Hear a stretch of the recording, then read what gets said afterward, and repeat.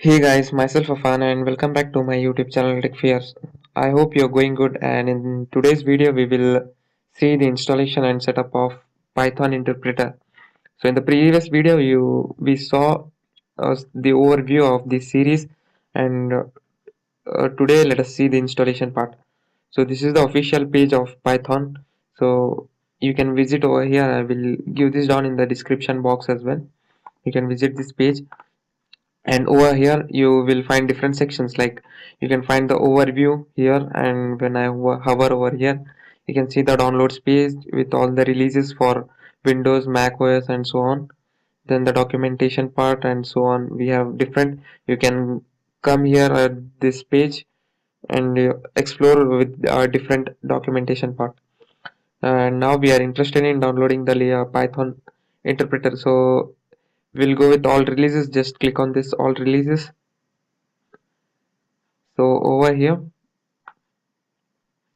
you will find all the releases for Python. So let me just click it again. So I need all the releases. We will just simply save releases with respect to Windows. Okay, I am installing this in my Windows operating system. If you are a Mac user, you can go over here at Mac, and for other platforms you can obviously choose other platforms over here. I will even show in my future videos. We will even see how to install Python in Linux operating system.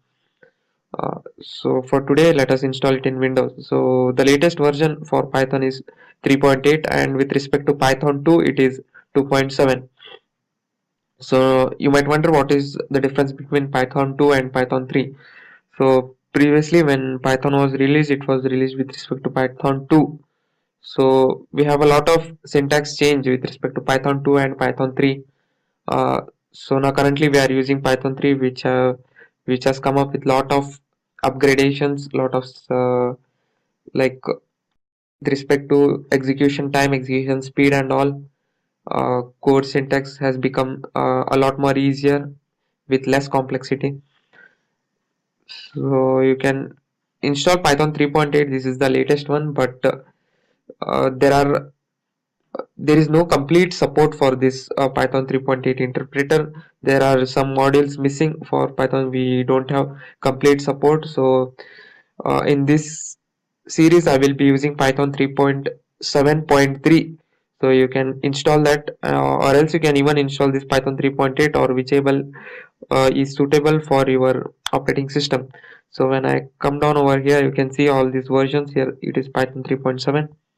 So again, if I come down, it is Python 3.8, 8.1, 7.6. So I am searching for Python 3.7.3. So here it is. You can see Python 3.7, and they have mentioned that this cannot be used on Windows XP or earlier. So the earlier versions, or the Windows XP, it will not work. Python 3 versions. If you want to, if you are using by Windows XP yet now, I don't think you might be using any of them. So in case if you are using these operating systems, you can download Python 2 versions to compatible. Now over here, you need to download this Python 8664-bit executable installer. This is the thing that you need to download. Just click on this. Your download will start over here. I have already downloaded this. So let me show you. Here is my executable file. You will get this executable file. Double click this and you will have this executable file. When you run this, your setup will start, and I have already installed this. So it is showing me either I can repair or modify, or else uninstall it. So I've already installed it. So if you have not installed, you will get a install text over here. You can button over here, you can click this and install it. So once after install it, it is a very simple process, guys. If you don't get it, you can comment down, I will show it. But I guess it is very simple. You can do it, or else you can see some video just to install this Python. Now just go to your Windows section, and over here simply type Python, and you will get an option called Python IDE.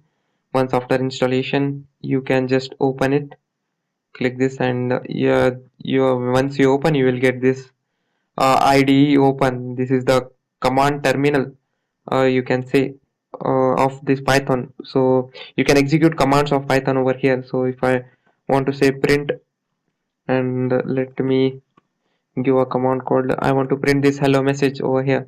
So when I say print hello, it will print hello message.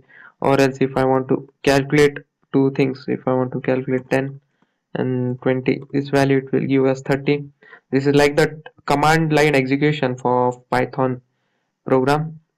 Like you can execute commands of Python.